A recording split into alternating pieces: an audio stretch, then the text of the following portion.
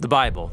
It's one of the most influential books in human history. It explores the big questions of why we exist. It's inspired many people to do amazing things. And confused many others. And you've probably got one sitting around somewhere. So, what is the Bible actually?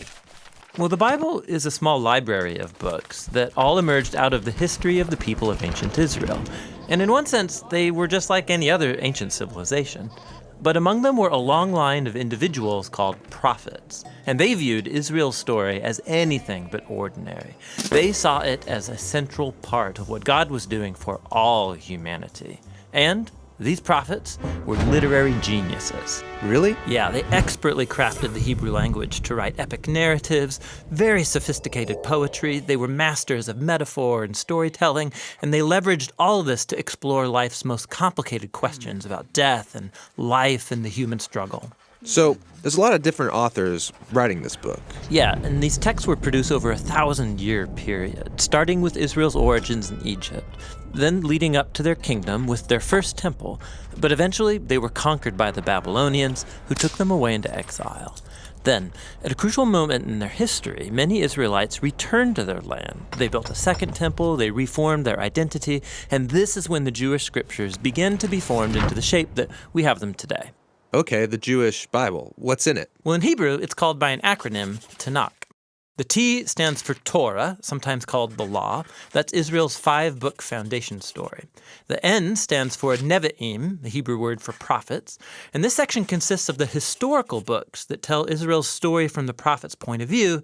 Then you get the poetic books of the prophets themselves.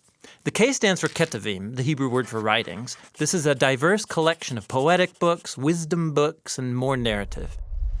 And the Jewish people believed that through all of these literary works, God speaks to his people. Now, there were other Jewish writings being produced during this Second Temple period as well. Yeah, a really diverse group of texts. And these too were highly valued in Jewish communities. And there was debate from ancient times about whether or not some of these should be considered part of their scriptures. So, this is a lot of different writings over a long period of time. Why did they put them all together like this? Well, altogether, these texts tell an epic story about how God is working through these people to bring order and beauty out of the chaos of our world. And it all builds up to a hope for a new leader who would come and renew all creation. And then the Tanakh concludes, and this leader never comes. So it's an expertly crafted work, but it's missing an ending? That's exactly right. Now, a few centuries later, a Jewish prophet comes onto the scene named Jesus of Nazareth. He claimed he was carrying the Tanakh story forward.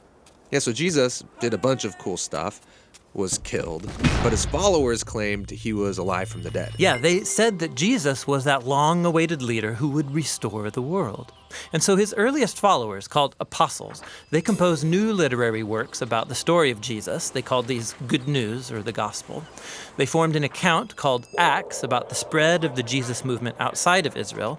And then they circulated letters to different Jesus communities all around the ancient world. And they saw these writings as part of the scripture. Yeah, the apostles wrote all of this as the fulfillment of that epic story found in the Tanakh. And they were continuing the literary genius of the Jewish tradition. They also believed that God was speaking to his people through these texts alongside the scriptures of Israel. So that's the Old and New Testament. But what did the early Christians think of the other Second Temple literature? Well, different groups had different views about some of these books, but we know they read them and valued these texts because they passed them along with the Jewish scriptures. Okay, so we've got the Tanakh, the Jewish scriptures. We got these other Second Temple period works. Then the writing of the apostles about Jesus. And that's a lot of literature, so what's in my Bible? So the Christian movement has taken different forms over 2,000 years, and from the beginning, all Christians recognized the Tanakh and the New Testament as scripture. And for centuries, much of the Second Temple literature was read as part of the biblical tradition. The Catholic Church eventually made it official and called some of the books from this collection the Deuterocanonical books. Some Orthodox churches used even more books from this Second Temple literature. And then in the 1500s, during the Reformation, Protestant Christians wanted to go back to the oldest writings of the prophets and apostles, so they accepted only the Old and New Testaments. Okay, I think I got it. But how does a collection of books produced over 1,000 years by all these different authors tell one unified story? Yeah, that's the question we'll address in our next video.